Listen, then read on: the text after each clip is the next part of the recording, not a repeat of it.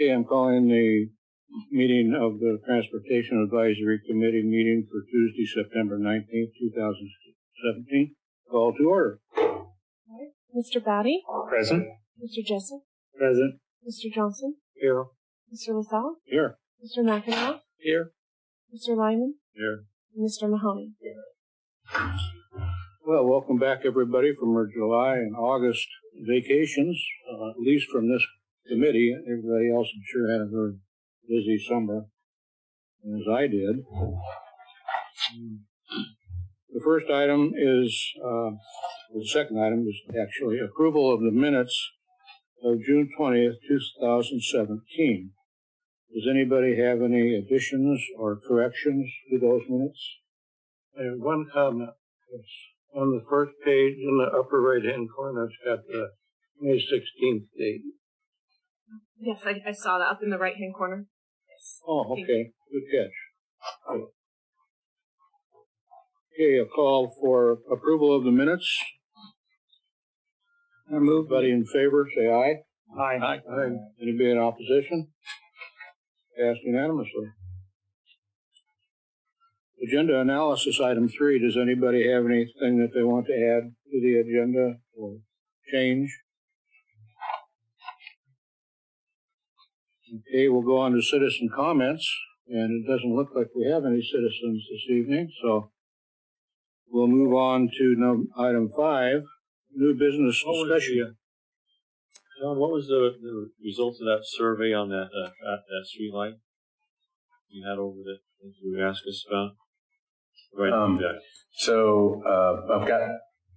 So I didn't ask everybody on the TAC about that, but I did ask a few. I got feedback from, I want to say, 5 different folks, and I've been pulling all those over their varying in opinions.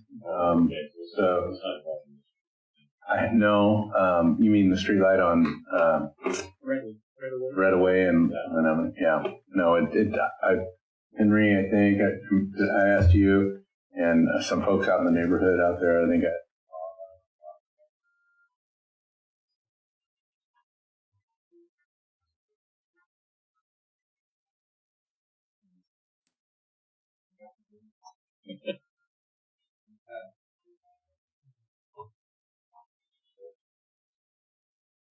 Okay, new business discussion items. The first item will be the neighborhood traffic fact sheet. Henry, you're going to cover that? Yeah. What? I'll go ahead and introduce it. So, you remember our last meeting we had a subcommittee that would work at least 1-2 meetings over the summer, and that included Edward and Henry and Gary and Ed. Gary, yeah. So, I think I was involved in one of those meetings, but we handed that off. Martin took the reins on that with Lisa, and so there was at least one other meeting after the one that I was in that really kind of added some more content to that, right? And so this is kind of the draft of the result of that. I think Lisa and Martin spent some time with it too. So I went through it very quickly, but yeah, if you could give us an update, that'd be great. Well, first thing I should like to point out is in your staff report, I'm not the chair, I'm the vice chair. Okay. I'm only the subcommittee chair. That's what it meant, yeah. You're the subcommittee chair. Okay. Just want to clarify that. Right now, at this stage,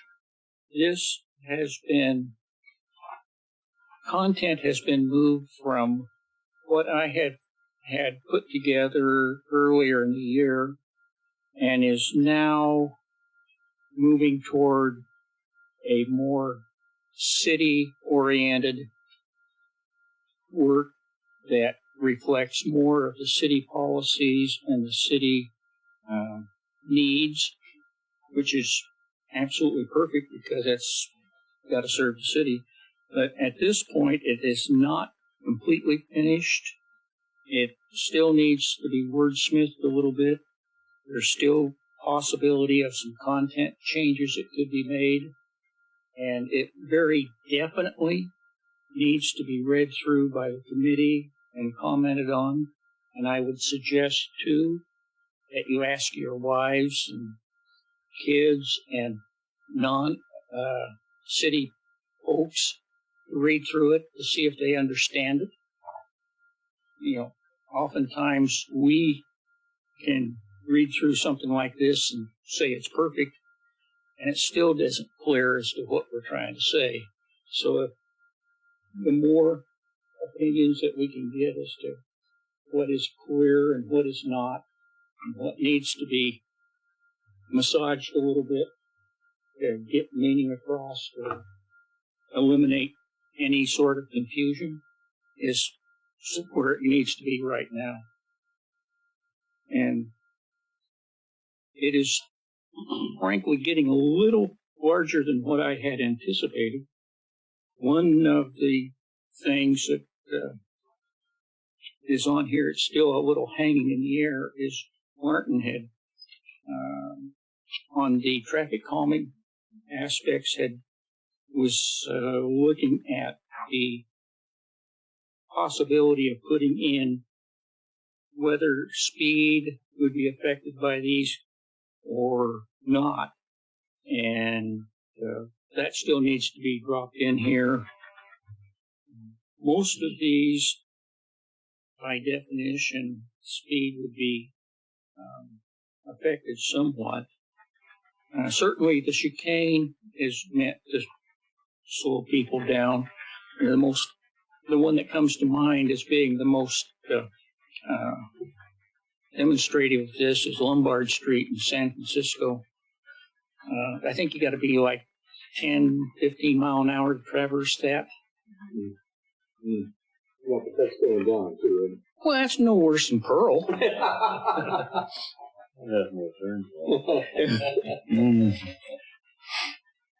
So anyways, that's it in a nutshell on that. It just needs to be thoroughly and carefully read and commented on for any clarity and any needs to do any more massaging to it. I think we said that it still needs some formatting also. That would be about the last step, is formatting, because they're going to have to put it in the way that they want to present it. Yeah, definitely could be maybe prettied up and let Lisa take her time to make symbols look good. And I certainly want to thank Lisa for the time, and Martin both, for the time and effort they put into this, because I know it's been a bunch. Does anybody have any questions about this document? I still had a couple comments on it. I was wondering how they should be submitted, or is the subcommittee going to meet again there? Well, I would sort of request that you submit them to Lisa and then have her give them back to the subcommittee so we can either circulate them by email or get together at a time to iron out anything that might be more difficult than just penciling it in. Well, I have several questions because I looked at this from the standpoint of a neighborhood chair or a regular citizen. Mm-hmm. I think this was one of the objectives, was to give something to the neighborhoods Right. that they could use. Mm-hmm. So my first question is, when this is all done, will it be posted on the city website? I thought it probably would be. The introduction, I have a question, is it also outlines procedures for citizens to become involved in traffic control measures in their neighborhood.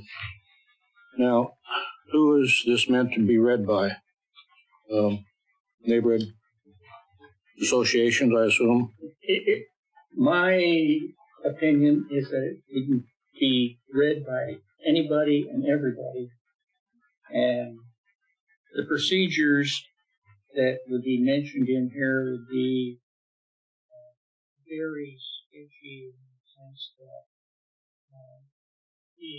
pretty near 31, and we see staff for further direction. But in terms of what could be addressed and is more or less changeable, yeah, that would need to be pointed out. Well, I'd like to congratulate on the subcommittee on all the work they put into this, so it's obvious there's a lot of hard work put into it. And that first page, it refers to warrants on conditions of usage. And my first question would be, how do I look up warrants? You read this document, but it doesn't tell you how to look up warrants. So I think that should be included. This next page, it refers to average daily trips. And my question would be, how do I look up ADTs for a particular area? Give them a direction to go from that, so that they don't have to be really bothering staff all that much. Right. You help the staff also. That information is on the website, isn't it?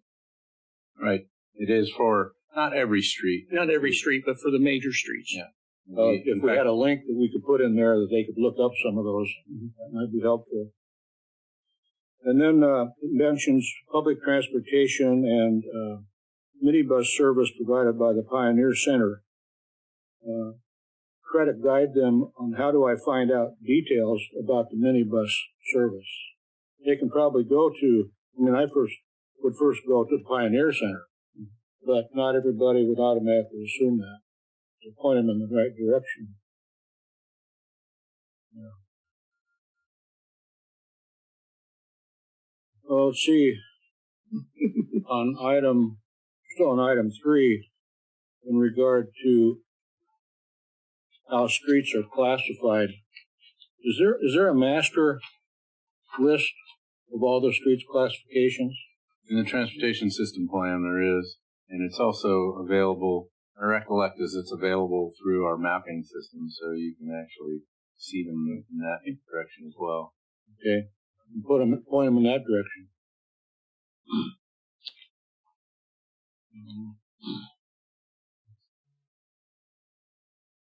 Speed zones. Excuse me. It refers to speed zones, and my question would be, how do I initiate the process for a speed zone change? Then would we refer them directly to the TAC, or what is the best direction for that? That would be a through city process, I imagine. Yeah. So As a city ordinance, doesn't it? we at this point don't really have a published process on how that. Usually, what happens is we get requests. It can be here, it can be from the neighborhood association. And in fact, we have one right now that was requested, I think, even at the last meeting. That it's really upon staff to reach out to ODOT, ask them to get us on the list to review that, share with them as much information as we can about the current signposting and what we know to be the 85th percentile speeds based on our traffic information. Give them that information, but there's not like an application process. It's more just hearing it, internally kind of validating that that's probably an appropriate work item for the state to do. And if we disagree with the request, then, responding to that person making the request. But we don't have a written policy. You don't set the speed limit on your own street. We don't. We rely on the state for that. Yeah. It's a state. You don't read this.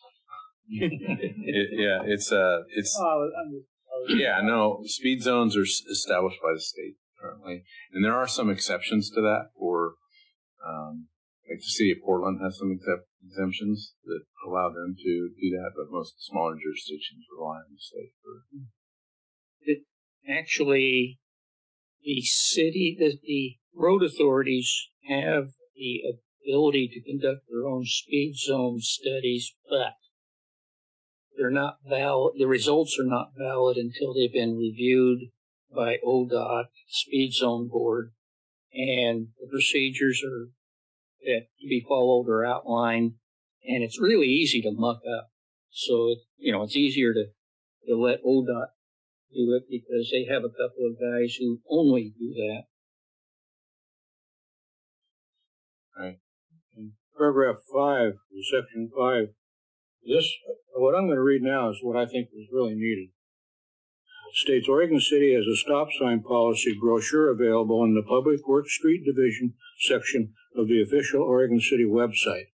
Now, what you've done here is you've pointed them right where they need to go to find out about stop signs.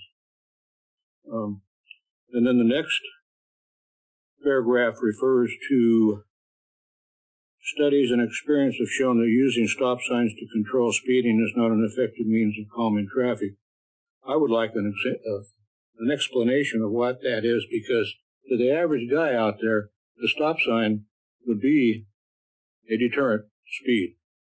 So just to say it without any backup, I think is not quite there.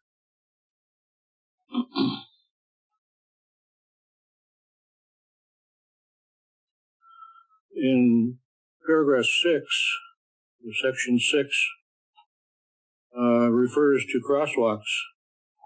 My question would be, if I was reading this as a layman, how is a crosswalk request processed?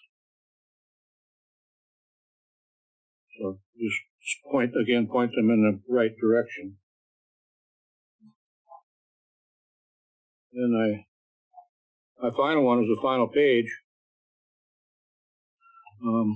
which is the last page of traffic calming measures. And again, how do I go about requesting these? You show them what it is and show them the pros and the cons of all of the different traffic calming devices, but then they don't know where to go from there to maybe get a speed hump put in their street or a chicane or something like that. These are all good traffic calming devices. It might spark some interest out there. This is great, would be great for my neighborhood. Mm-hmm. Now I don't know where to go. And that's obviously, I read it all, and that's the last of my comments.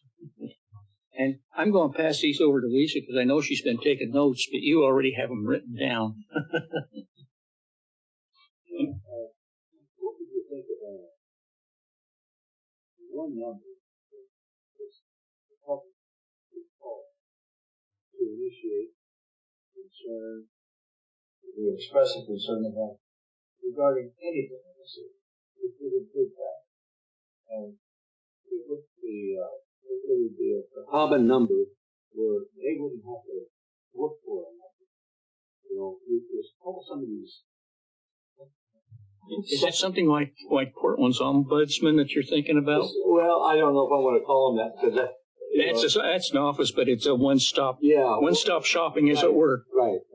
It's like you call your insurance company, for the car that you just wiped out. You find out that your call is very important to us. But you wait a half an hour, and they tell you in the meantime you better be prepared to wait another 17 minutes. You think it's going to be the next call is going to be 16 minutes? No, it's 18 minutes. You make it. But what I'm getting at is just a common number where they could call in and people would be directed to where they would best get the answer they need. That's frustrating. Sort of like saying that if you call this number, your next one's going to be, is this a nuisance call? Is this a police call? Is this a a lot call? Is this a traffic call? I called 911 the other day, and by the time I got through, the emergency was gone. They had the wreck cleaned up. Mm-hmm. The guy was hauled off to the hospital. And they wanted to know what my name was. But is that something the city is... Well, I'll have to look into that. I know that we have a common number for City Hall that is well published, and that number goes directly to a person unless it's after hours. Mm-hmm. And so, that person is right here, same receptionist you get to here. So they and route that call to, based on the conversation that they're hearing on the other end of the phone. Yeah. To the best person that they think that should go to. Yeah. And so, It wouldn't be bad, John, to have like identify a number for traffic. What kind of number? Identify, specify a number for traffic related, issues. Have this one number, this single call in, and they're routing everything. Someone doesn't know where to call, they call. Yeah, I mean, I'm hearing two things. One is, is there a dedicated phone number for traffic-related stuff, and is there a dedicated phone number for any kind of question, right? And so I think we definitely don't have a dedicated phone number for traffic-specific questions, but we do have a general city hall number that then it typically, unless they're on the phone, it might put you on hold for a while, but not for too long, and until they can then take the call, hear what the complaint is. It could be about utility bill, and they'll ship it to utility billing. It could be about planning, and they go to planning, or it could be about pothole, and they go to operations, or it could be about traffic, and they usually come back to my office or someone in the department that might be actually in their office. So I don't know. I mean, I like that idea. It's kind of like 411 or more of a non-emergency number that could work like that. But if they're traffic or transportation, related issues, then it's going to engineering maybe, and you guys have engineering number, right? Right. So if you're saying it should be published, there should be a phone number published in this document for who to contact, I think that's doable. We could give them a specific number for this. That's what I'm saying. Like, No, I think that would work. But I mean, generally, citywide, I think it's...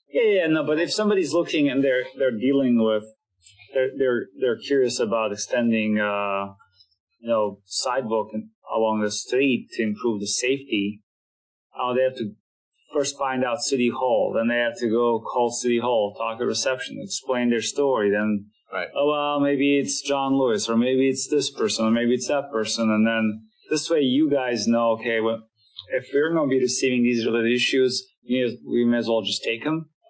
That way eliminates that conversation. That middleman. Yes. The perception is if you don't get the answer you're seeking, which might be a legitimate answer, you don't get the question answered, City Hall doesn't know what the heck they're doing. If you don't get the answer. It would be kind of like a City Hall telephone OC request. Instead of being on the computer, it would be on the phone. Yeah. One problem with the phone system here that I've run into is because not all departments are in City Hall, and they're not all on the switchboard for City Hall. If you call the building, if you need to have a building code issue, and you call the desk here at City Hall, they'll make you call the building department separately. Likewise, I think there's another one too that police department.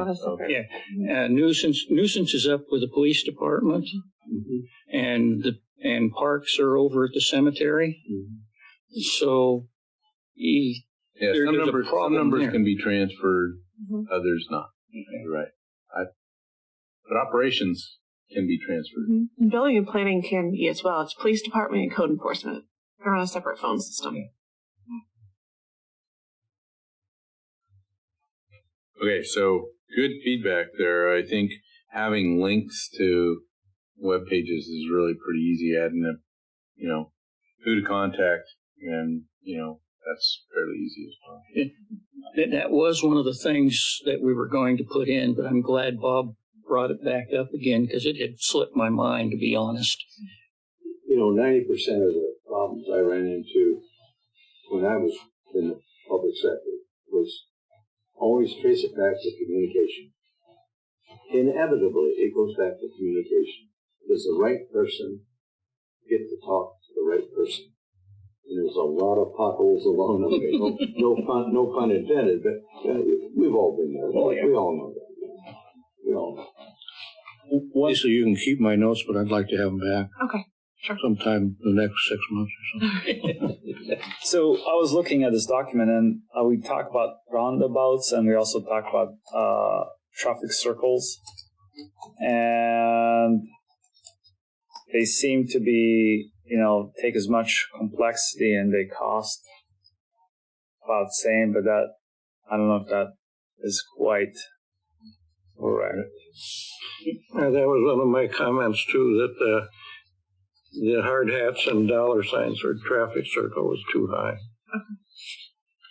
Yeah. Also under the roundabouts, you have positive aspects are, and you list one, then negative aspects are, and you list three, two of which I would consider positives, and then you again say negative aspects are with 4 more items listed. And I think that's just a copy and paste format issue, but it could be confusing for somebody trying to read through this document and make sense of it. Again, I recommend everybody take this out to somebody who's totally uninformed, if you will, and see what comments you get. Oh, there we come quite more. Well, I probably shouldn't say this on TV, but my wife hardly ever listens to me anyway, so why would I? And she's got a direct line. Well, she never watches any of these meetings, so I think I'm home free. Well, she'd be a perfect one to go through here then. Yeah, she probably would, yeah.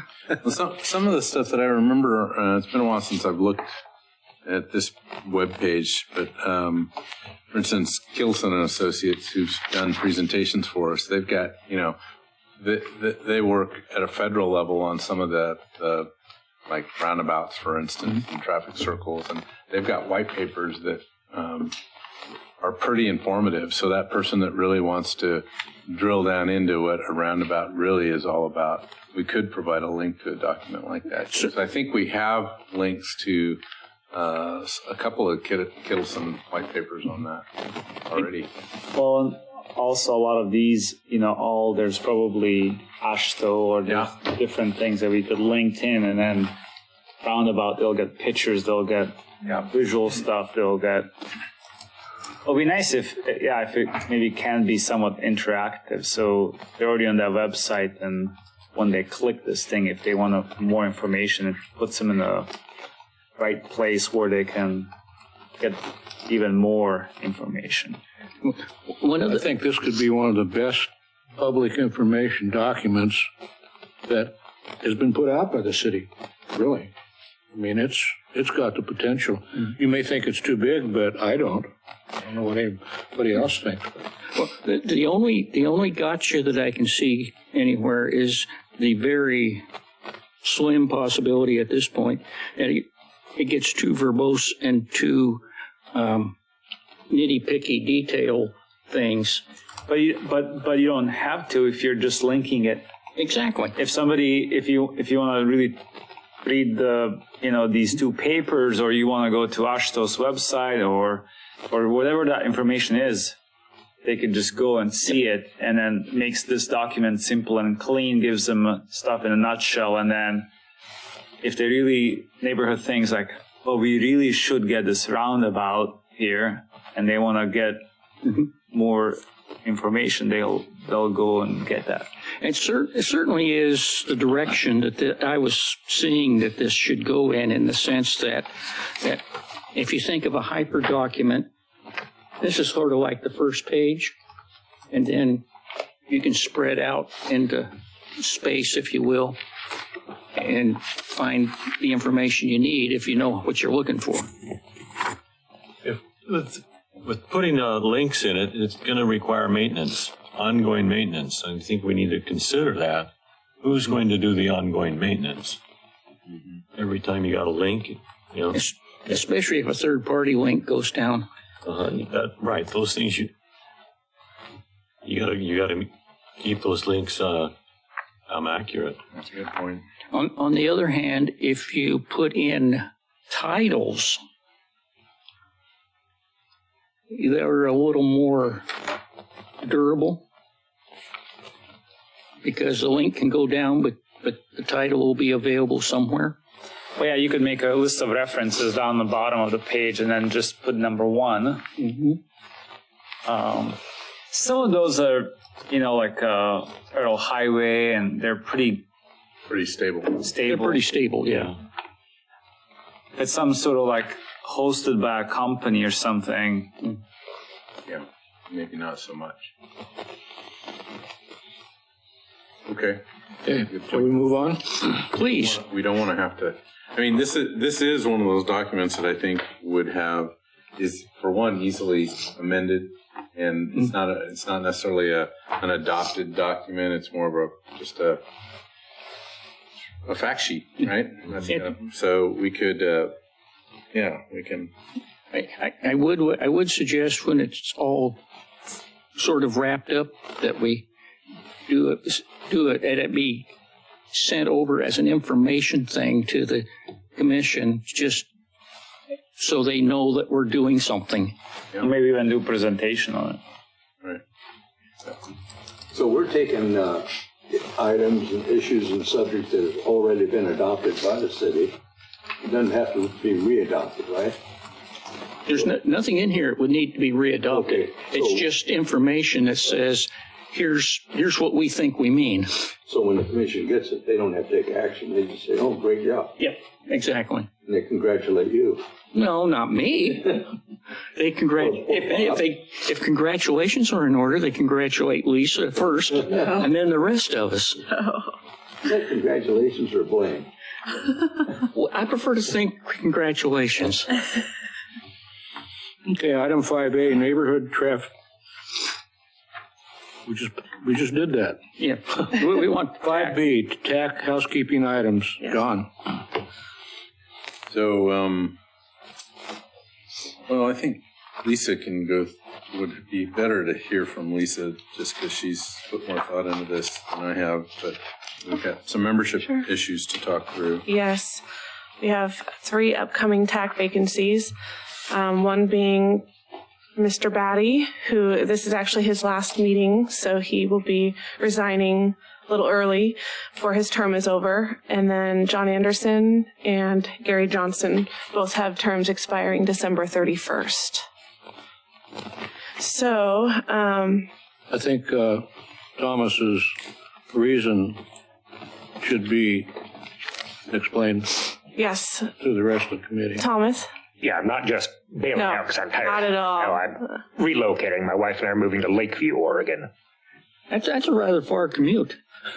Yeah, that's why we've opted to relocate rather than try to make the drive back and forth. She's accepted the position as finance director for the city of Lakeview, and I will be opening a bike shop down there.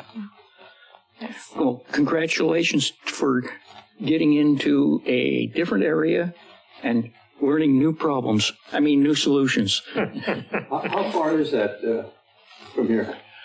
It's about forever. Yes. It's a good 6-hour drive, yeah. On the other side of Klamath Falls, right? Right, yeah, it's about 95 miles east of Cay Falls. It's about halfway to Reno. And about a whole new weather zone. Yeah. Zip code, Yeah. Yes, and many thanks for volunteering on this And committee. I've enjoyed my time here. I've learned a lot being involved in this committee. Yeah. Hope to get a chance to make use of some of what I've learned here in my new community.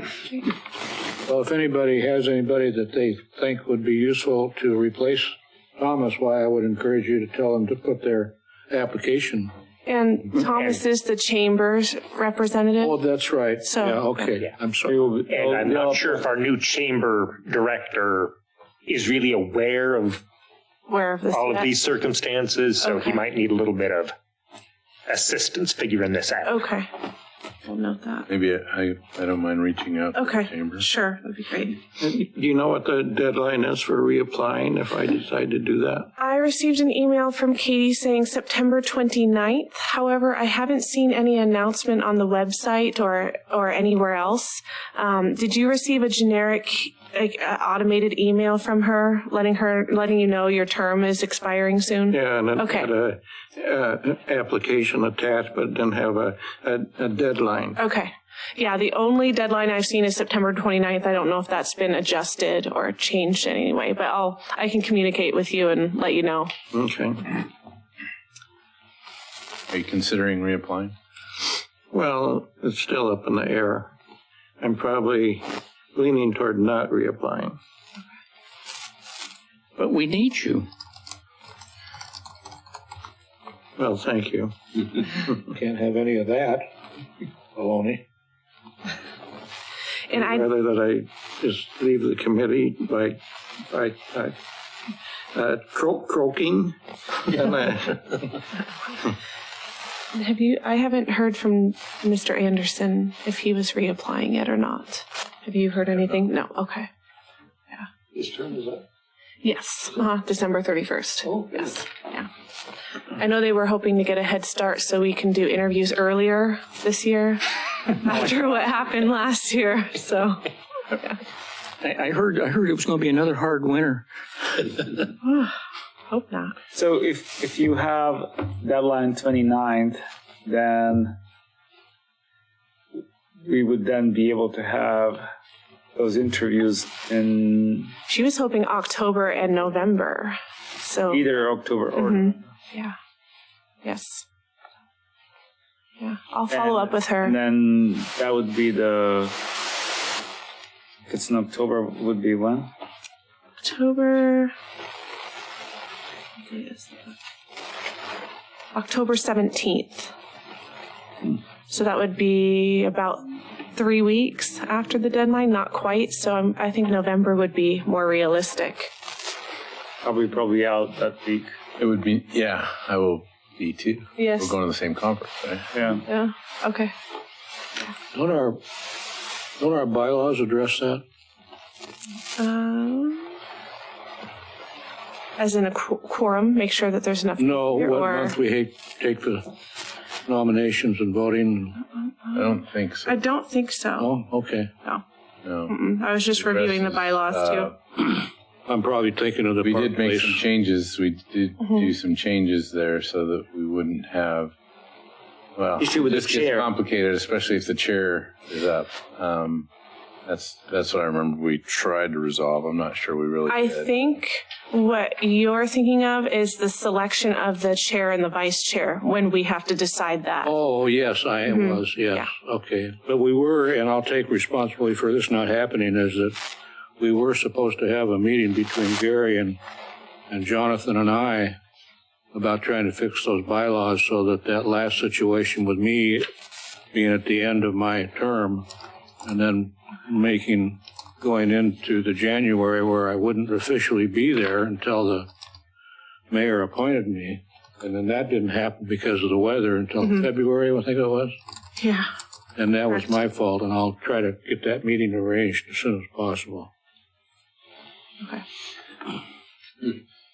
Yeah. Other than you being absent, for me, that was a good time to do it because I didn't necessarily need to be here for that meeting and be part of the interview process necessarily. Martin's also, so maybe I'll just jump into that. Martin is going to be gone, so I don't know that I mentioned this well, you probably don't all know, but Martin's active duty Coast Guard, and he's been called up to help with a lot of the hurricane damage. And he started out in Texas, and then he ended up in St. Louis, which is kind of a weird place, but he was more in a command center there. And then he's headed soon to Miami, and I think he's pretty certain that his kind of final destination will be St. Thomas. Or somewhere there in the Caribbean to help deal with some of those. So he's got called up for 60 days, and he's pretty sure he's gonna be back at the end of the 60 days or shortly there before. But that puts him out until the end of October. So we're trying to figure out how to kind of cover all the bases. That conference week is a tough week because I think Alita is also out that week. But Lisa and I did talk about it, and the fact that if we were doing interviews, you could still have that meeting, do the interviews, and there wouldn't be a lot of content that, Martin or I might bring, but Lisa can bring a lot of content, and you guys can have your discussion. So it would be nice if we could have that work out to that meeting, even though, Sedemare, you'd missed that interview piece. As long as, you had a quorum, you could do I that. would think that if we were to have the meeting limited to only interviews, that would probably be the best, because then we wouldn't be discussing anything that might need staff correction or input on. Yeah. So I guess we need. But that's if the application's closed on 29th, and Yes, then correct. If everything gets routed, it gets reviewed, and that you have sufficient number of applicants, right? applicants. Okay. Because right now it's not even posted. I just looked. I haven't seen anything yet. Yeah. Have you seen anything? No. I think there was something in the booklet that came out with In the trail news? with the news, Oregon Trail News, or Okay. whatever it is. Yeah, typically it's posted on the website, But- in many different places. That's the only place I've seen Okay. anything. Okay. Well, we'll look into that. I guess I was just, when we talked about that October meeting, it was a question of, what would be a good use of that time. And I think there's probably more than just that topic of interviewing. There's probably other things that we could put on the agenda that would be a good use of that time. But just know that neither Martin or I will be there on that week. Well, if there's a presentation, Yeah, that was another the other idea. thing we talked about was the presentation. So from the notes in the agenda, there was some information that was supposed to be coming back to us from other department heads. So yeah. Yes. Yeah. And a few reports that I owe you guys, but they are not quite ready yet. So. well, I assumed that. So we'll keep looking at that. I think this item 2 is about the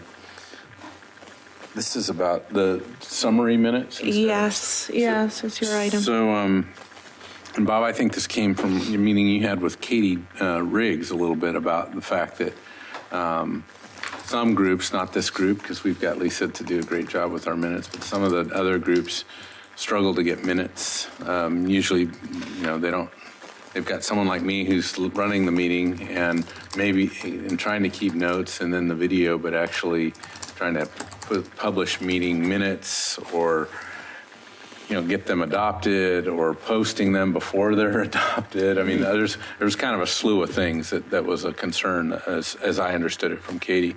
And It was also with Tony Conkle. Tony Conkle and Katie and I had the meeting. And well, it was Katie who kind of shared with me what kind of the content of that was. And so I think the outcome is on some of these, instead of the kind of minutes that we've been putting together, doing more minutes that are summarized of the decisions that are made, so that there's still the video, but the time involved in what Lisa does is significant, and that's true for any of the boards and committees. So. Am I encompassing all that? Is that Yeah. was the idea? That was the idea. To let you know that I think city-wide, committee-wide, we're going to move towards kind of scaling back those minutes a little bit to make them more, summarized. well, the TAC minutes are more extensive than most of the other committees. Yes. And and I was proud to say that the TAC is one of 2 committees that were very current. The City Commission also was very current in getting their minutes posted on the website. Some of them were as far back as 3.5 years. They haven't posted any minutes. So, those were, you expressed some of my concerns in that. And like the Historic Review Board, they have a lot of important decisions that they make that affect a lot of people, and they really should be recorded. So anyway, They're recorded, they're just not creating minutes. well, some of them, no, they're not recorded because they haven't been brought up for approval. I mean, they're video recorded. Video. Yeah, yeah. Yeah, there are some exceptions to that even. But, you know, if you're doing research for 2 or 3 little items, you have to go through 2 years of video recordings for 2 to 4 hours. It's not very practical to do that. So I'm very pleased that they're moving forward on that. That makes me feel good.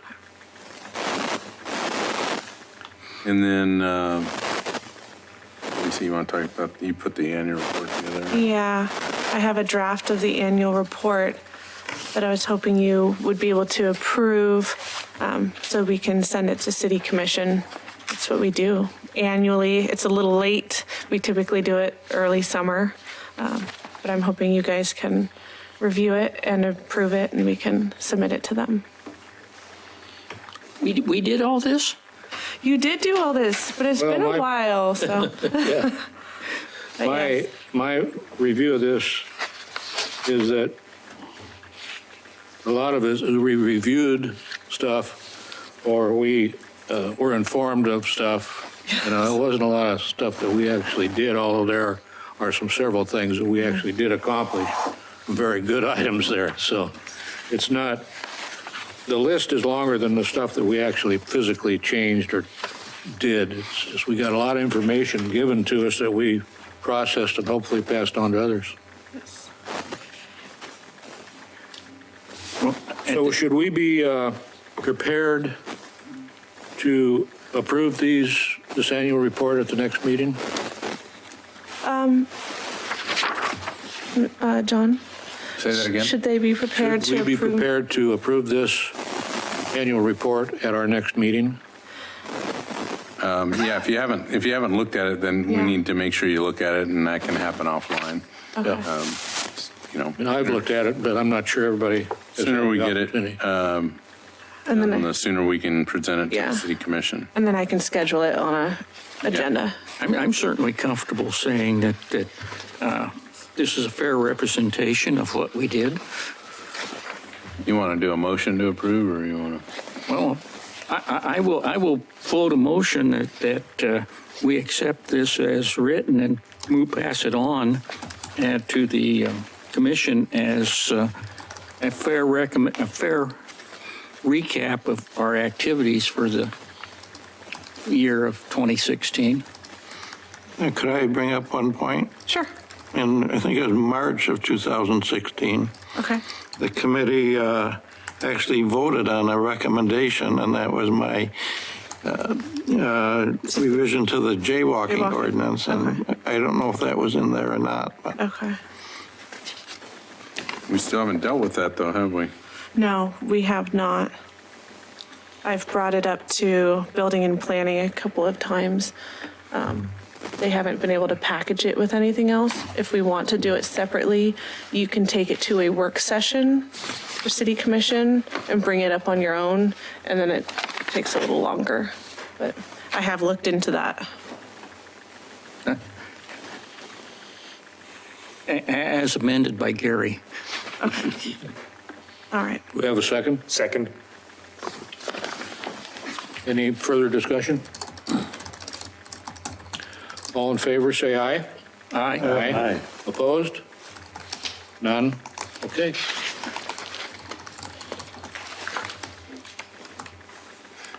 Okay, so the next item is mine, I think. Just a Public Works update on a couple of projects, not all our projects, but these are mostly just topics that you may be interested in.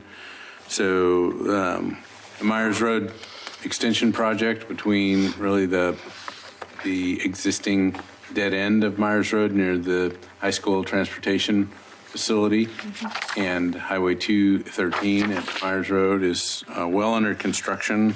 We've hired OBEC to do the Construction or design? Sorry. It said construction. It says under construction. Sorry, yeah, design of the plans, and they've submitted to us 50% design plans, so we're reviewing those now. And that includes Myers Road. It also includes quite a bit of improvement on 213. So there's the addition of a through lane on 213, new signal at 213 and Myers Road. And because we're touching the signal, we're going to have to do all the ADA ramps at those corners, even though in at least a couple of those scenarios they're already there. But because we touch that signal, and they've got new requirements for pedestrian buttons, they have to be closer to the signal. So it's pretty much a redesign. And so we'll be taking care of that. Right now there's a concrete median where 213 traffic that's headed southbound that would be turning onto Myers Road. There's a concrete median there, so that'll be replaced with a turn lane. So there'll be turn lanes really between Myers Road and Malala, and trying to fit that turn lane in a way so that it really pretty much means that entire center lane will become a turn lane, either turning left onto Malala or turning left onto Myers, depending on which direction you're going. Which brings up the question of how to prevent left turns into the old Hagen site directly off of 213 for northbound 213 traffic. So there's a median there now, and it will remain. So ODOT's requiring a median there, and we proposed a median there as well. So, yeah, and so it will be right now. If you're headed in the northbound direction on 213, there's really only one through lane, and there will be two when we're said and done. And it'll only go a few hundred feet, a couple hundred feet south of the intersection with Myers Road. But we're talking to the community college is also moving forward with their new kind of parking area and transit center, if you will. So they're actually, I saw a concept drawing of that recently, and they're moving forward with I think some of those ideas that's going to make for a nice bus stop at the community college. And then there's a connecting road between the community college and Myers Road. So we're seeing all those kind of details in our 50% plans. We're thinking about things like driveways for some of those undeveloped parcels along there and how to deal with that, but minimize the amount of driveways, and thinking about stormwater treatment along there. And so it's all said and done. Right now, the estimate's just over $8 million, which is a lot more than we had hoped for, but we're still moving forward with that project. And all of that will be built using transportation system development charges. So if you're ever wondering what your transportation system development charges pay for, it's things like this, because that's 100% new capacity that'll be placed there. So yes, so that's the Myers Road update. And if you got any questions, I guess the other piece is schedule-wise, we are hoping for a late spring construction of 2018. So it's moving along. We're still out to acquire right-of-way, which hopefully won't slow us down. But that's still another piece of the puzzle that we need to work through. But your funding seems the most that potentially can hold the project, right? Yeah, we plan for funding this, but not as much as what we're seeing the estimates come in at. So I don't think we forecasted enough of the ODOT improvements for our plan, but we have reserves in the SDC fund that we didn't necessarily budget to spend. So that's Myers Road. I didn't have handouts for this. I'm trying to remember if we talked about the 2017 transportation funding package that was approved by the legislature. I don't believe we did. So if you've been watching the news at all, the legislature did approve a transportation funding package that was fairly sizable, but not as big as many in the county were hoping for. It didn't fund the 205 project, right? That was what a lot of folks were hoping for, was that it would actually fund the construction of additional lane on 205 between Stafford and Oregon City.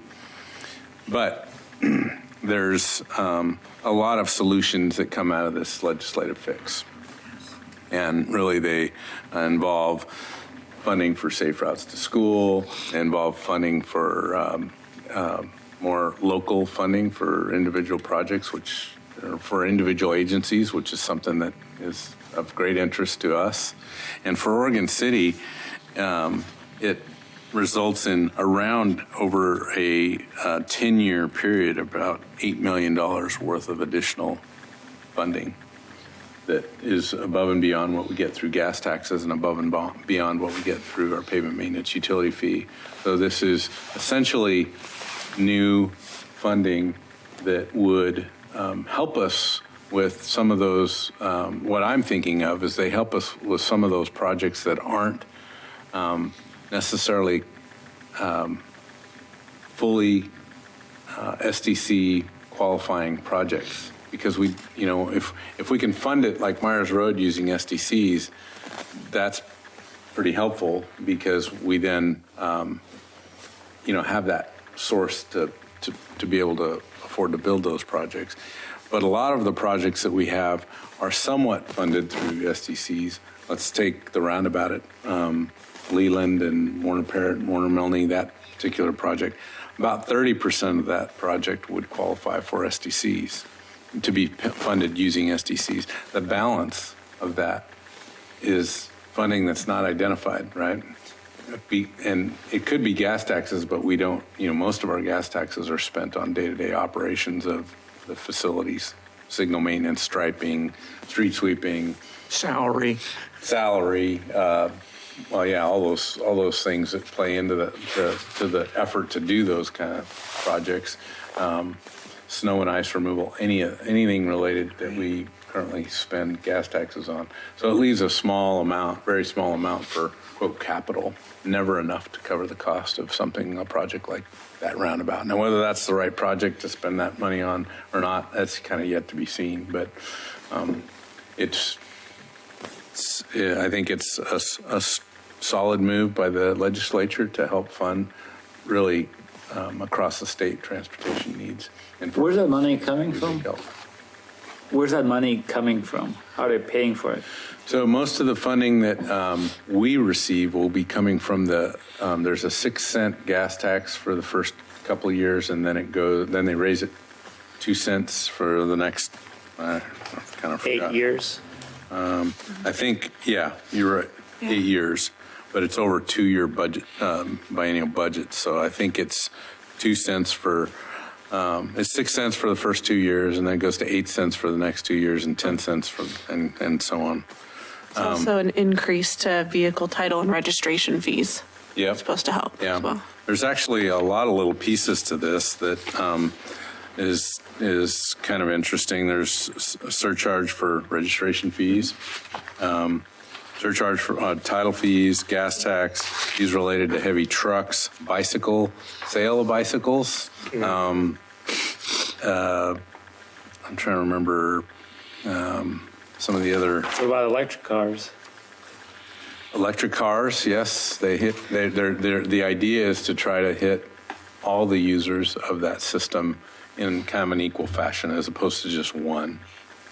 For instance, just hitting freight, for instance, probably not fair. So that was their take on transportation funding, and I think a couple of things that provides $10 million per year for Safe Routes to School. We don't have a good Safe Routes to School program in Oregon City, so that might be one of those things that TAC looks at in the future to kind of work with the school district and try and inspire some, because the school district's really the most effective at establishing a Safe Routes to School program. Cities can help partner with that, but the expectation is schools are working with their parents to encourage kids to get to walk and bike to school. So if we have a solid Safe Routes to School program in our jurisdiction, then we can apply for some of those funds. And if we don't, and we're more likely to get them if we've got an effective Safe Routes to School program, and we're less likely to get them if we don't. We still may get some, but I think it's pretty competitive. So should we, I mean, if that's the case, so if we have the plan, then we will get the funding. If we don't have if we're behind the ball, our chances are better. I think so. Yeah, our chances are way better if we've got an effective and in place Safe Routes to School plan. And if we don't, it doesn't necessarily mean that we won't be, able to get those funds. But I think the competition's going to be pretty heavy. Milwaukee, for instance, their commission is well behind Safe Routes to School. They've been working with the school districts to get, to get put together a Safe Routes to School program. They're it's not PTA anymore, but whatever those parent organizations are that help send messaging, make sure parents are thinking about ride sharing, thinking about, walking buses, if you will, bicycling to school, bike racks, all those kind of things help. So, John, if I got this right, this is sort of a chicken and an egg thing. You can't get the chicken without the egg, and you can't get the routes without the school, and the school can't get the routes without the city, capital stuff. Would it be reasonable to suggest that we try to get somebody from the school to the school district to come over and chat with us at a meeting about safe routes? I think that would be a good idea. Yeah. I think that would be a good conversation to have. Or even maybe a couple of us, we could set up a meeting with the school district and then kind of initiate that. It's a work plan for the school district, so they need to kind of be thinking about it and get on board with that. I mean, this is a 10-year funding package, so just because we're not ready for it in 2018 doesn't mean we can't be ready for it in 2020. Exactly, or whenever. But if we don't get started, we'll never get ready. Right. Yeah. So you could do a subcommittee. You could ask them to come here. They may be they'd probably prefer that subcommittee kind of go see them, sit down, then come in front of your. And I don't mind getting involved. Like I have a 6-year-old and 9-year-old. So yeah. They go to Oregon City School District, so. Yeah, the Oregon City Trail Alliance at one point looked at trying to get the Safe Routes to School program going, and what we found is that it really requires a strong champion within the school district to get behind it. And at that point, we were unable to find anybody in the district willing to take that role on. That's been a few years. Hopefully that has changed, but that was our experience. So that's something for this group to be aware of and start thinking about, who do we know within the school district that may be willing to. Was that the case because they're always strapped for money? In this case, they may be willing to do something because the money potential will be there? At that point, it was simply nobody felt it was a priority. One of the problems I foresee is that there's, again, a chicken and an egg kind of thing. You don't see many people walking because they can't. You see a lot of children being dropped off by parents because their parents are on their way to work. You see almost everybody can be bused. I don't think there's a minimum distance for busing requirement. It's a lot of the stuff I see is the schools are not in spots where you have a good, say, mile radius around the school where you can expect people to walk to. So not necessarily. I mean, what about the Holcomb? There's a lot of kids in that area that parents drive them because it's not safe to get there. Right. Holcomb. I was told by the principal of Holcomb Elementary School about 3 years ago that if we could develop safe routes to schools to that one school alone, they could eliminate 3 to 4 buses daily. And if you've ever been in front of that school when the buses are sitting there waiting to take the children home, it's mind-boggling how many buses there. Yeah, I don't mind actually seeing the for the- principal, talking to her about it. For Milwaukee, for instance, which has a very active, I've been to, they call it Clackamas County Coordinating Committee meeting. And there was 2 mothers there who were adamant about their Safe Routes to School program. They developed the whole program was through volunteers that were active about this. It wasn't, in this case, the city of Milwaukee staff. It wasn't so much the school district. Now, I think there was some behind the scenes activity. For instance, there's a lot of mapping requirements. You know, we're good at mapping. In-kind support. In-kind support, attending meetings, holding the meeting here, or having a place for the meeting, sitting through that and trying to be, helpful that way. But really, the champion is what's needed, Thomas, like you said, finding somebody who's passionate about it and willing to get up and speak to folks, go to neighborhood meetings, and do the heavy lifting of that. And that's where even the state will tell you those are the most effective programs for Safe Routes to School, are those that are community driven, not agency driven or not school district driven. What about, since my daughter is going, both kids are actually going to Holcomb, and I take them occasionally, I set up a meeting with the principal there, talk about this thing, and then see if there's interest within that school, and then how will we go about reaching out the whole school district, and maybe if she's the champion, then she could help us. I'd encourage that, because when we were pursuing that before, we had actually got permission or donated right-of-ways from property owners on Holcomb Boulevard to build a sidewalk on Holcomb to connect those neighborhoods where they're missing now. And with the exception of one homeowner, they all agreed that they would turn over part of their property to have a sidewalk built. So that's encouraging. If Holcomb and Park Place are really a hotbed of this, maybe an effort where it's centered on Holcomb only will generate enough interest for the rest of the district to jump in on it. I think this is typically where the conversation goes. Holcomb's missing a sidewalk, and that would be an amazing link. It's also a pretty big project, right? I remember we estimated this project. It was $750,000 at that point in time, because there's ditches along there too, right? But there may be smaller, more attainable goals, like making sure there's safe routes to maybe a couple of key bus stops where there's lots of children. So if the school district can share, family locations, they get mapped, and all of a sudden you start seeing, well, there's half a dozen families here, but they don't feel good about their kid walking, across some frontage that doesn't have a sidewalk. But maybe that's a much simpler project than Holcomb Boulevard, which is, too big to handle.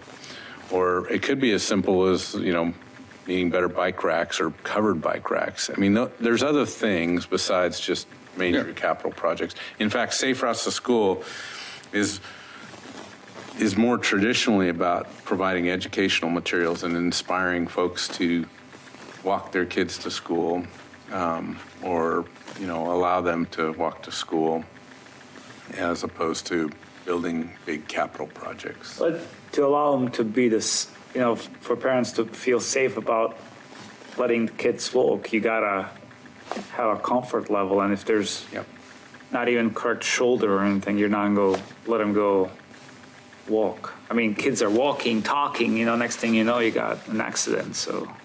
Well, one good example of a safe route would be the most recent 27-lot subdivision in Holcomb, next to Holcomb School. The builder provided a pathway between the development and the school. Therefore, none of those children in that development have to go on Holcomb Boulevard at all. The same thing will be a result of the Sears Annex property up there of 34 point some acres, I think it is, which abuts the school, so it'll be perfect for all those children and all those 100 and some homes for a safe route directly to the school. The problem in Holcomb is 2 neighborhoods up above, further up above, there's a big gap there. And so, but it would be a capital expenditure for sure. I mean, it's. Yeah. Anyway, so that's the update on the 2017 transportation funding package. Well, let's not drop it there though, John. We've talked about getting hold of either the school district or an individual school. Where do we go from there? I mean, I don't want to just see the subject dropped. Okay. Would it be appropriate for Sedemere to start with Holcomb, or should we have somebody address the school board as a whole? Start with the grassroots. Mm-hmm. We're certainly going to need somebody inside the system, and if the principal at Holcomb was willing to at least start being that Champion. because, you know, I mean, it's worthwhile. I mean, I'm certainly willing to go and talk to her and see what she has to say, and then we could regroup and then see what the game plan should be. it could be the neighborhood association president might be the champion too. Well, that's not me anymore. I decided not to run this time, although I am land use chair. But as chair of the PAC, There's one other factor that we haven't discussed, and that you can have the safest pedestrian system going for kids and adults. You know, sidewalks and crossings. You know. If they're not used. But the one thing that you can't control, and if it just happens once, all those other things just get forgotten, and that's the predator amongst us. I don't mean amongst us, but there's predators out there, and we all know it. We just don't want to talk about it. And you just let one kid disappear, and those buses will be full, and those moms will be dropping their kids off. And so you got to take that into consideration. You know, I don't know how you address that, but you don't want to overlook it either. So. Well, you don't necessarily have to let the kids go by themselves. It's good exercise for some of the parents to be walking their kids to school and back. and when the kids go as or a group, grandparents, that's a restraint also. But to get things moving on, I'll assign you, Sedemere, to pick up the ball and go with that. Yeah. For us, okay, that's great.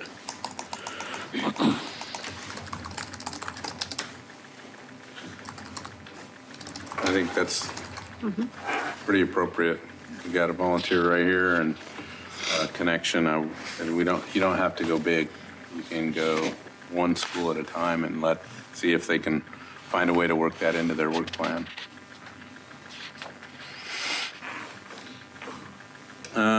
Okay, so the 2018 regional bond measure is another funding initiative that's out there. This is driven by TriMet, and TriMet is looking at asking the voters to approve another bond measure. And right now they're just kind of collecting information. I think one of the main projects that they're interested is the Southwest Corridor Light Rail project, which takes light rail, out to the I-5 corridor, from downtown Portland. So what they're asking local agencies for through the various counties is to come up with transportation projects that would be something that the voters would appeal to as well. So there's definitely a lot of concern in the community about traffic congestion, but not so much support for light rail. And so they're trying to pair their light rail projects with road projects and projects that would reduce the amount of driver hours. And so we've suggested for our projects or projects that be on the county's list of projects, because they're asking the counties to coordinate this effort, that we look at the Beaver Creek 213 and the Redland Road 213 intersection as a corridor more, so those projects combined. And we're hoping, when we did the jug handle, that Redland Road project was about 90% designed. And we estimated that project to be about a $10 million project. And then we also know through the alternate mobility study that you're working on, Henry, that a right turn lane from Beaver Creek Road onto 213 northbound is about somewhere between a $3 to $5 million project. So $15 million is what we've listed for the list of projects that would come through the county. And I don't know all the projects that the other agencies listed, but that's kind of what we're looking at. Is this Metro or TriMet? TriMet. With the Beaver Creek Road project and Redland Road too, you could probably stress that being able to move the traffic through those intersections would it help move the buses through that. Right. Yeah, that's kind of where we're at with that. I mean, it doesn't perfectly align with some of the criteria that TriMet is looking for, but you're right. It moves more traffic, which means less time, for buses that are in that traffic. Better able to maintain their schedules. Right. So that's the 2018. Is there any questions? I mean, that's real broad brush. I don't know a lot of the details about it other than they're asking at the staff level to provide the project list, and then at the elected level through the C4 group, they're considering our recommendations as staff.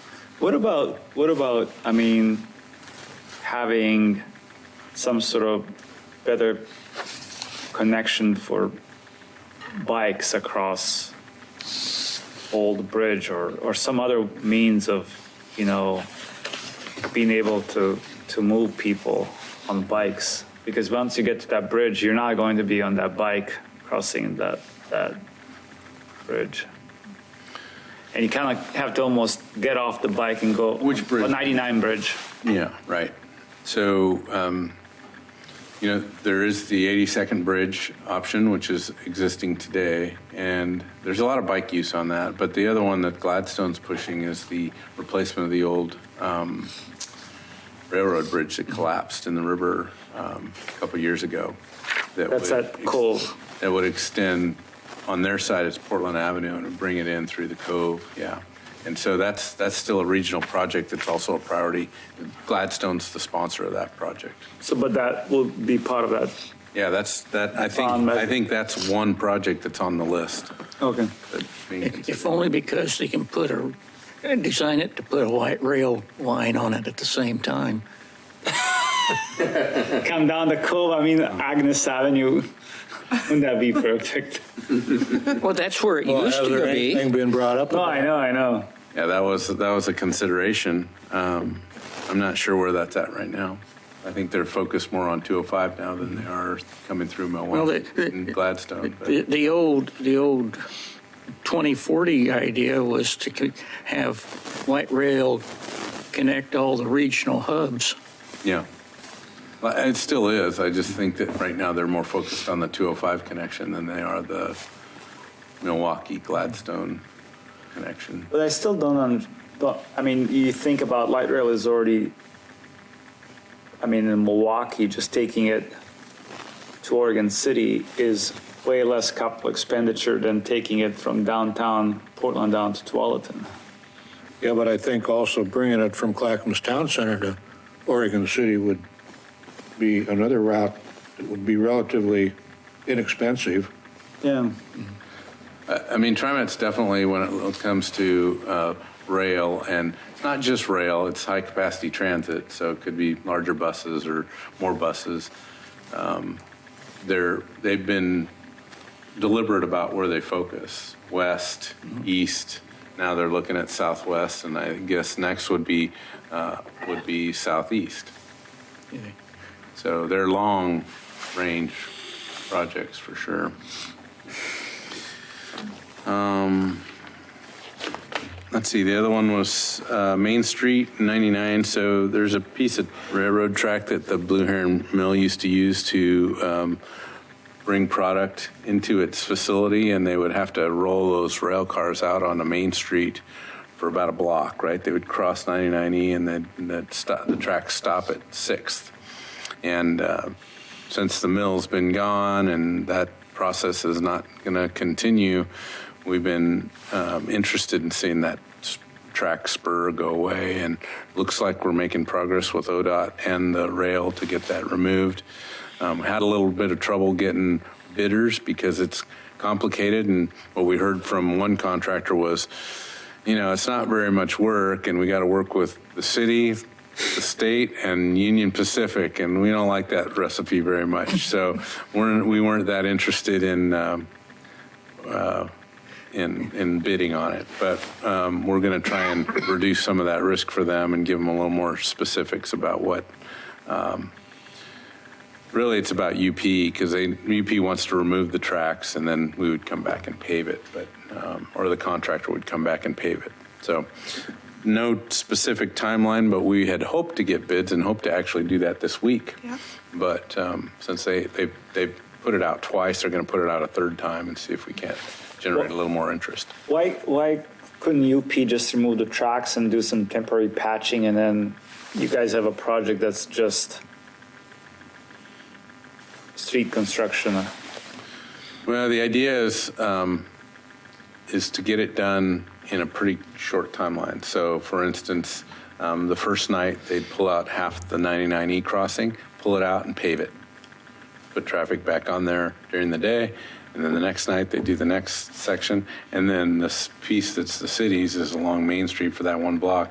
We're talking about a 24-hour closure of Main Street and just getting it all done. So it's not a huge project, and to have the rail in there and do kind of fill it up and repave it temporarily, and it's not. No, I just thought if you're not getting interest because of the concerns, that was a way around it. I hate to bring it up, but it's a 2018 project now.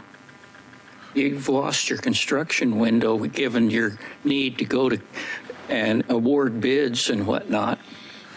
We're hoping not. We're hoping to accelerate it and we're hoping for better weather. So yet this year. So we're hopeful that we can get it done. October 15th is the cutoff for rain, and we've had it today. So it's coming early this year. Yeah.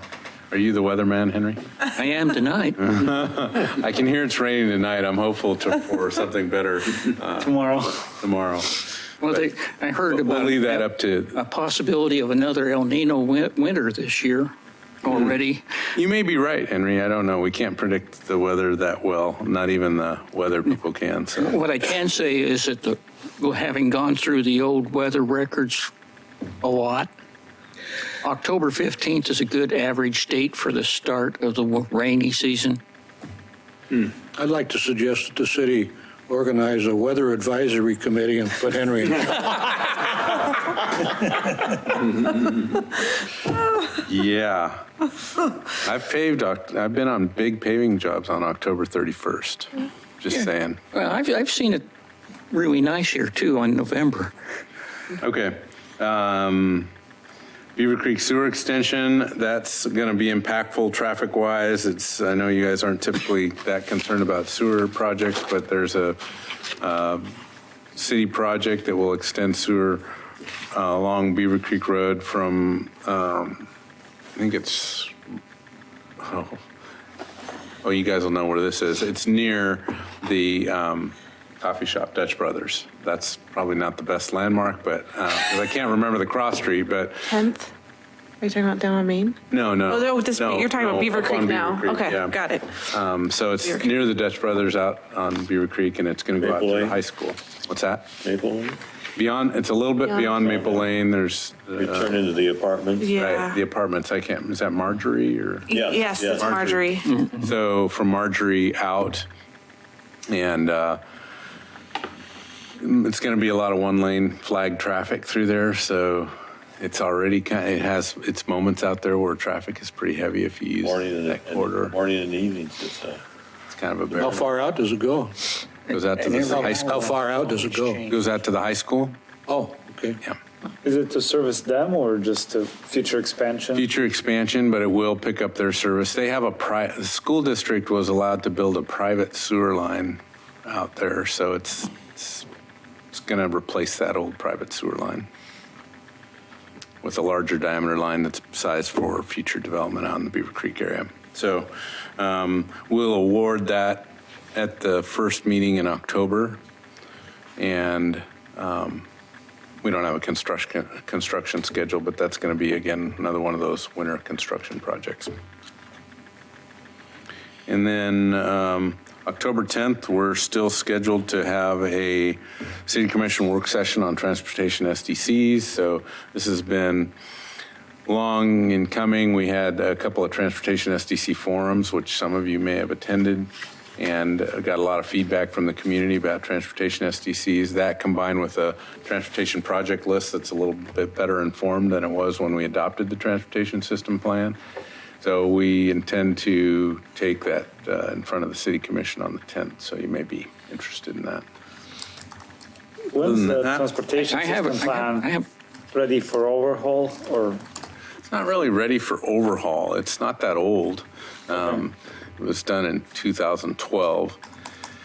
But project estimates, we've updated all the project estimates, and there's also a push to not necessarily change the methodology, but look a little harder at the bike ped projects compared to the transportation projects and figure out how do we allocate those a little differently for commercial development. So that combined with some other things like right now our code suggests that if there's been no development on the lot or no use on the lot for the last 10 years, then if it's beyond 10 years, they don't get credit for that prior use. And there's a lot of folks that would like to see that be a longer period of longer term, so that if you've got a vacant lot and there's a history of development on that years past, then they'd like to be able to get that SDC credit associated with that. So that's something that's another kind of big item that's on that work session agenda. What about the Mooala project? On Beaver, extension out to Beaver Creek? So we still haven't, Metro's been pretty focused on the federally funded projects, and there's that one, if you remember, we got the funds, but it's not a federally funded project, so it's there's less strings attached to the funds, but Metro has yet to, we've been bugging them about that, but they've been yet to sit down with us to tell us what strings are attached to that funding. Okay. Because but remember those funds were to be allocated in 2019 through 2021. But if they don't sit down with us with you pretty soon. Yeah, we want to know. That our money will go away, won't it? No, it won't go away, but I want to make sure, we've got some right of way to acquire out there. And design to do. That stuff takes time. So I'm curious if they'll let us start earlier and let us maybe spend our money, but make sure that some of the requirements for those federally funded projects, you can't start them until they've actually awarded those. And in this case, I'm hoping Metro will be a little more flexible. But yeah. Okay. Item 6A, 82nd Avenue Bike Ped Bridge 9-month closure notice. Is that just an informational thing? Yeah, under communications, they're both informational items. Okay. Yeah. So we're down to future agenda items. I have one, I'll just jump right in here. For next month, the Park Place Neighborhood Association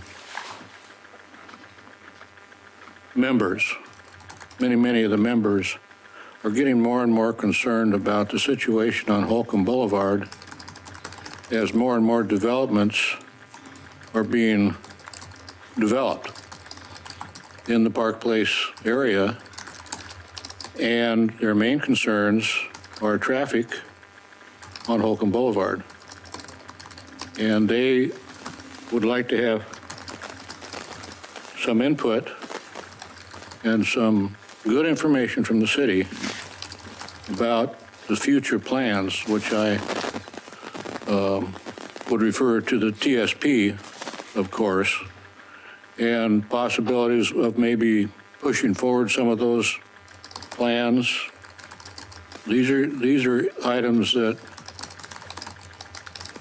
well, I've addressed the Planning Commission one or two times about the cumulative effect of all those housing developments going in Park Place neighborhood, and there's only one road going out of there, and that's Holcomb Boulevard. The people are getting more and more, I'm not going to say concerned, I'm going to say upset. They're getting the feeling that the city doesn't really care about their problems. And I have been instructed to request that next month the discussion on Holcomb Boulevard issues be on the agenda. Now, they're going to come here en masse, either as part of the agenda or as citizen comments. That is their intention.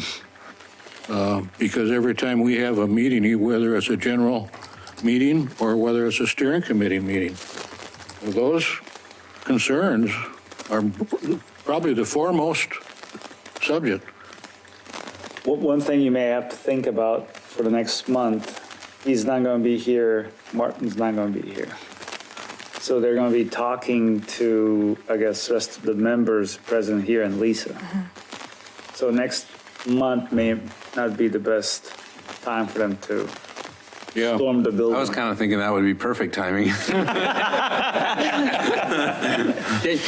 The other thing too is that facing us is a chair and vice chair nomination and election. I think. Am I right? For next month? Yeah. I think it's November. I mean, that's Are we on our first year, or well, I can't remember which year we're in as the 2-year thing, but I think we're in the second year of our run here, and so they need to be. And the other one is we generally don't have a December meeting, and so it would be next available one where we could assume that we'd have staff available to talk would be January or February. What happens in November? Good question. Because it's to the point Yep. where if they don't get some answers, all they're doing is getting more upset and upset all the time, and it's getting to be a mess. Yeah. And when I was chair, I sometimes had a hard time answering their questions. Now I'm the land use chair. I'm still having a hard time answering their questions about what's involved in the future and trying to get them to understand how expensive it is to get the improvements, and to get Holcomb Boulevard widened would be a huge, huge thing. Some people say it's impossible, but I say there's nothing that's not possible. You just have to get some right-of-way approvals. But And I don't think there's a plan for widening Holcomb. no, there isn't. There isn't. But that talk has been out there about that possibility. Another thing is the continual backup of Redland Road at Highway 213. It seems like it just keeps getting worse almost monthly. I mean, it's become a problem not only just in the morning rush hour, but extended. Sometimes, and I don't know why it happens, but sometimes there's a 3-signal wait there in the middle of the day. I don't know why that happens, but Well, I know. I'm just trying to explain that, one way or another, the neighborhood is going to end up here with some real strong questions and strong feelings about what help the neighborhood can get for the situation on Holcomb Boulevard in relation to the accumulation of all these developments. Do we have anyone that could present next month for them? Do we have anyone that would be able to present next month for them on this issue, or is everyone? I'd rather wait if John Okay, I'm trying to think. and Martin Okay. are not available, okay, because what I'm afraid then is, regardless of why you're not here, some of them would say, well, you know, the head man wasn't here and he didn't want to address us. okay. You know, I mean, those are real life attitudes. So how does TAC help them? I mean, they're going to come in and voice their frustration at us. But we're the only show in town. Well, I know we are, but John, you know, John will be here, and but you know, how do we? You know, we kind of have a limited things we could do here. How do we? You know, I guess we can listen to them and maybe summarize that, and then, I mean, where do we take those concerns to? I mean, how do we? Well, one thing would be there's a crosswalk in the TSP on Holcomb and Oak Tree Terrace. Very bad place for a crosswalk. You couldn't find a worse place for a crosswalk. So, you know, they would have some suggestions that we would be able to pass on to whoever or whatever, however, of a better place for that crosswalk. Then you could tell them how much that crosswalk would cost. Because the crosswalk, that particular crosswalk, would either have to be placed further down Holcomb Boulevard or further up Holcomb Boulevard instead of right at the crest of Holcomb Boulevard, and it would have to be signalized. So, you know, what's the cost of something like that? Explain to them that, you know, that costs $8 million, it costs $800,000. Give them a realistic figure of what that would cost, and then maybe give them some information of the progress of the Beaver Creek Highway 213 problems that they're trying to solve. And part of that, I think, includes Redland Road in 213, doesn't it? Yeah. As a sort of an add-on, yeah. Okay. Okay. I've heard some suggestions about bringing a entrance to the freeway, would be westbound from Holcomb Boulevard down onto Highway 213. It's been expressed that there wouldn't be enough merge area along there. Well, you know, why not? I mean, I don't have any answers, but it seems like it'd be a great. So I guess we could have them listen. Then we could take their concerns maybe, and then have a discussion on that with this. I don't know. Well, we're a sounding board. I mean, we listen to citizens' comments all the time. Something like that positive versus, you know, a bunch of folks coming with their pitchforks and wanting to, you know, yell at you, me, whoever else, right? Yeah. I'm trying to think if it would make sense to have more of a, you know, we could have, I think Carl from DKS or John Replinger, who does a lot of our land use approvals for traffic control, and we could talk about our TSP and what the projects are planned for that area. And, you know, I mean, if there's a crosswalk that's shown, half of the crosswalk information that's on there is schematic anyway, just showing that we need to, you know, put something in at some point. There's no good place for pedestrians to cross Holcomb, really. Yeah. So, Well, the positive thing, though, is you just brought up that the additional funding for traffic that we're going to have over a period of 10 years. yeah. You know, we might be able to shove forward some of those projects. And another way of looking at it too is this same concern has been expressed on South End Road. It's been expressed on Mooalla. It's been expressed on Warner Parrott, Warner Milne. This is not limited to Holcomb per se.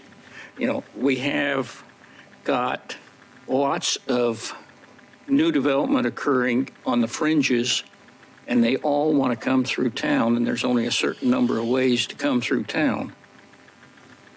So, and that's basically what you're saying about Holcomb. Except Holcomb doesn't have a whole bunch of side streets that can go anywhere. Yeah, there's one, you can go down Miranda and come out on Clackamas River Drive, which Yeah. isn't a big help. Yeah.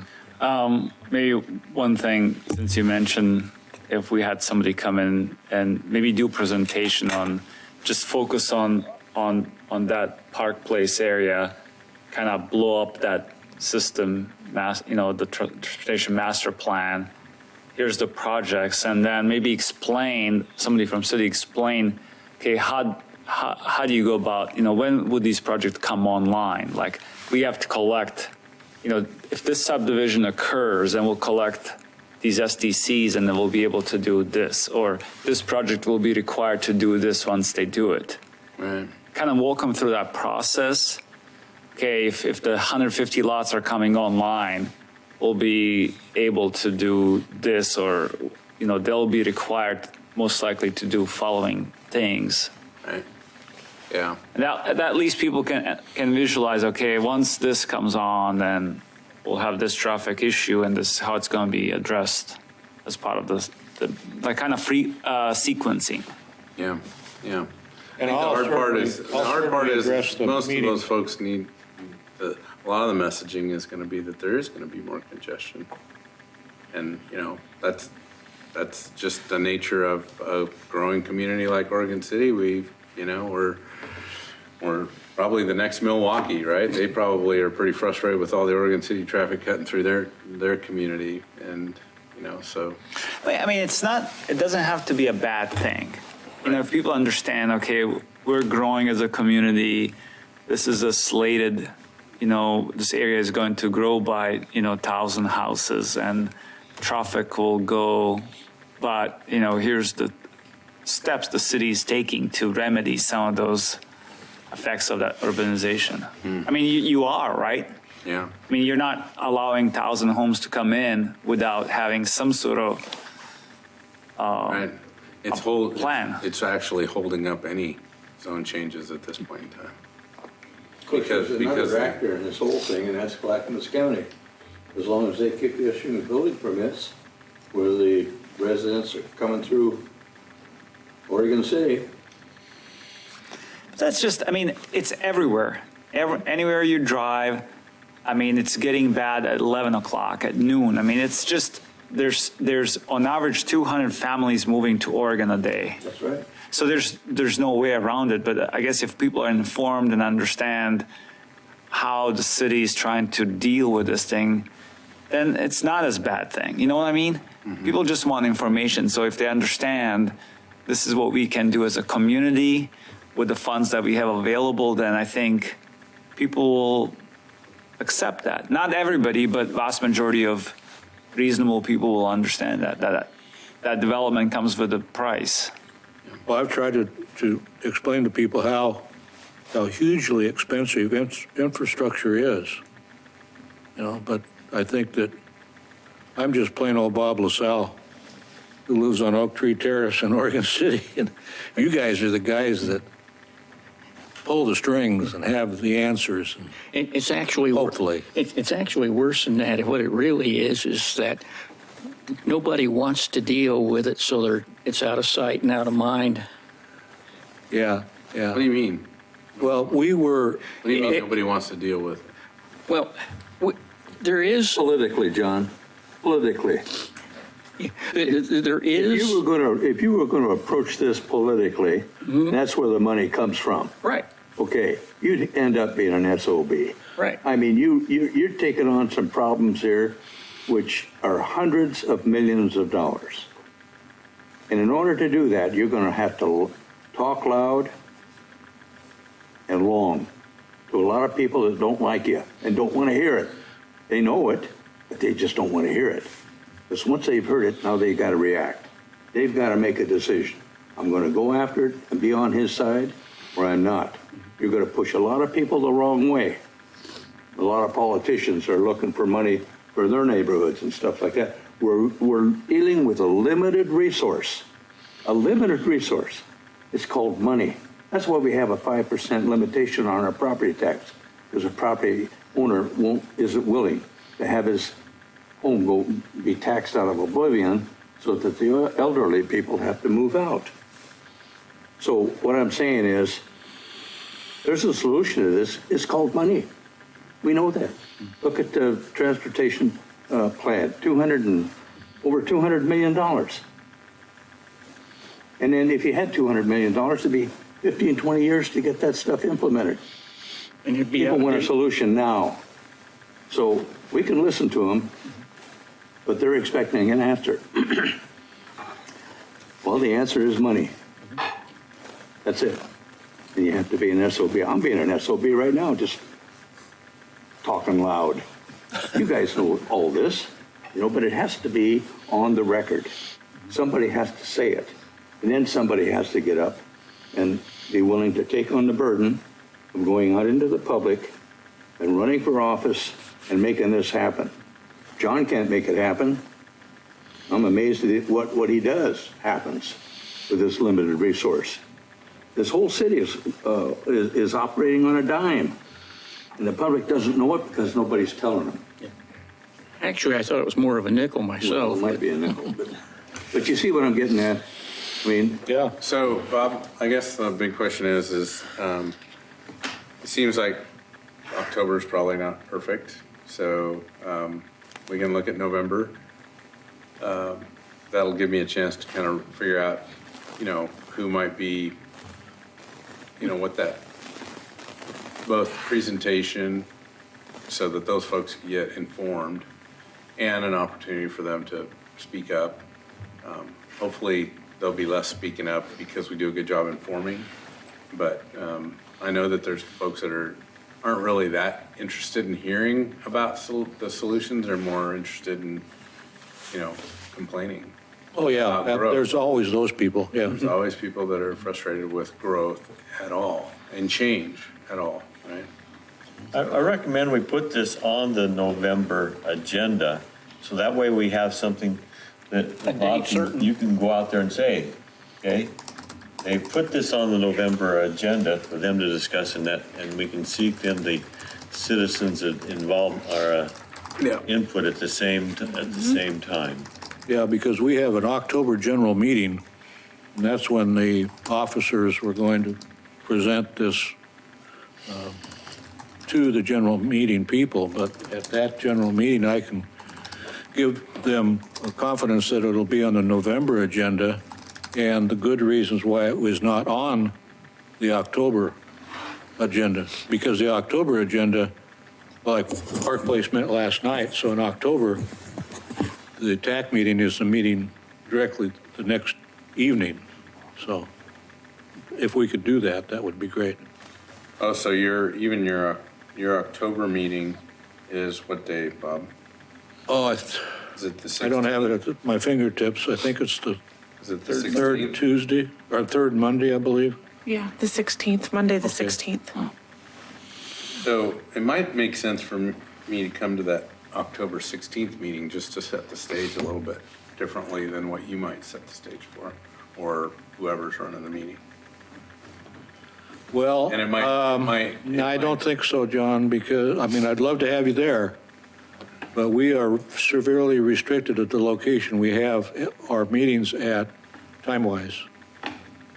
And we already have Tony Conkle and one other presenter. Tony is going to give us his presentation on the situation of the city, or whatever you call it. Let me get back to you on that. I would love to see you there, but I wouldn't want to. We have to be out of there by 8 o'clock. We start at 6:30, and we have to be out of there at 8 o'clock because at that point the custodian goes on overtime. They get a little upset at us. And we don't have enough funding in the Park Place Neighborhood Association to pay for his overtime. Where's the meeting at? We have it at the Academy School at the old Park Place School. What the hell's the name of that academy? Alliance Charter Academy? Alliance Charter School. Yeah, Charter School. Yeah. We've been having them there for the last several years. they're proposing to come here though, aren't they? No. No, we have our general meeting in October, and they were going to come to to the TAC meeting, the following evening. Yeah, that, okay. But now I'll be able to tell them, for good reason, it wouldn't be advisable to come to the October meeting because of the lack of city staff available to give answers. And, but November, definitely, we are on the agenda. Oh, okay. So Yeah. Sure. that would work. Okay. Okay. And I always tell those people too that you come to these meetings, it's not a beat 'em up kind of thing. You know, you express your opinions in a polite manner and accept the answers that you get. Because I know there have been a couple of meetings at Park Place that have been a little bit rough. I was accused one time of being in collusion with the builders and timing our meetings so that they couldn't have any input. Okay. No, that's just silly. Those kind of comments are silly. I know it, but they went clear to the city manager with it, so. So thank you for that. Any other future agenda items? I just want to clear up a question that Henry had about chair and vice chair. You guys did nominations last November, so this is the second year. 2018 will be your second year of your 2-year term. Okay, so we don't need to make any more nominations for this, yeah. So we're up. Yeah, it's you guys again? We just have to fill the vacant places. Yes. Or spots. Yes. So, Okay, I guess that's it. So we should have nominations either October or November if we're going to delay, if we're going to have election on the next meeting after the nominations. That I would mean, for the vacancies, but Yeah. we don't need nominations for chair and vice chair. Yeah. Anything else? This meeting is adjourned.